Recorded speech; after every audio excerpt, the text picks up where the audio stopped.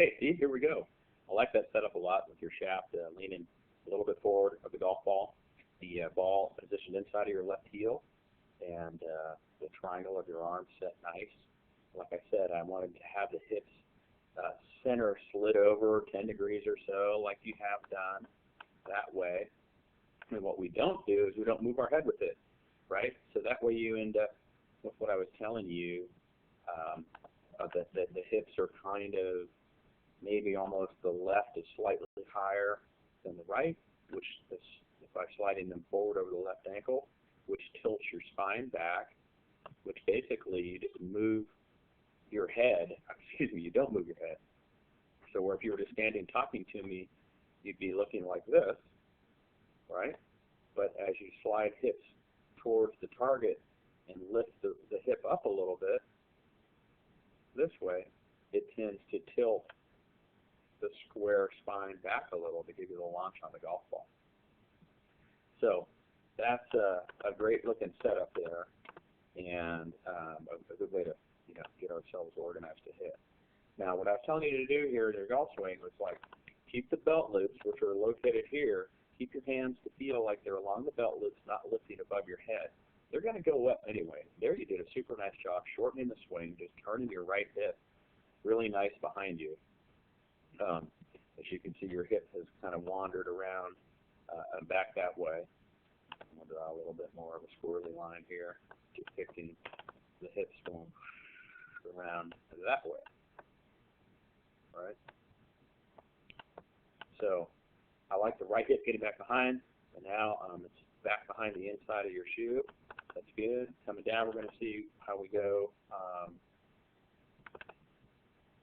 Starting down here now, your head stays quiet. Your hips could shift more to even introduce more tilt back that way. Go to my squiggle line.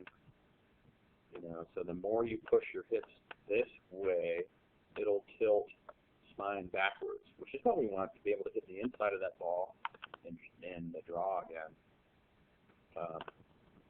Beautiful job there, just going through, as you can see that, good balance, stuff like that. So I'm going to split the screen now. I'm going to put this swing over here. I believe you want a little bit earlier. Here we've got the club between our legs, 1 inch off the heel, right arm being softer. Again, that's just to travel as deep as you can the handle of the club. I want you to get this handle of the club as far back and as little lifted as you possibly can going that way. And as we see, I'm going to track back on the other swing here too. We're doing the same thing. See how the club face is not rolling either? The toe hasn't rolled open, which is great. We don't want to be trying to close it by slapping across it. Again, here we go. The arms are connected to the body. The hands are very much lower as we have been working on. You can see your shoulder plane here is higher on purpose than your arm plane, which is excellent. Kind of what we're striving for there. See if I have a picture of Charlie in here somewhere. Oh, it's not a driver.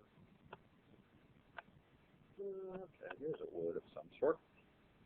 The driver from Charlie a couple months back. He's always working in different aspects, but as you can see right in here, that left arm is still underneath the shoulder plane, although it gets up to it. But we need for you to be down below it right now, really focused on turning and keeping things behind and low, so that when you bring the club in, as Charlie is here, you can see that club head coming from the inside of that golf ball, meaning that the attack is this way to the ball, never across that way.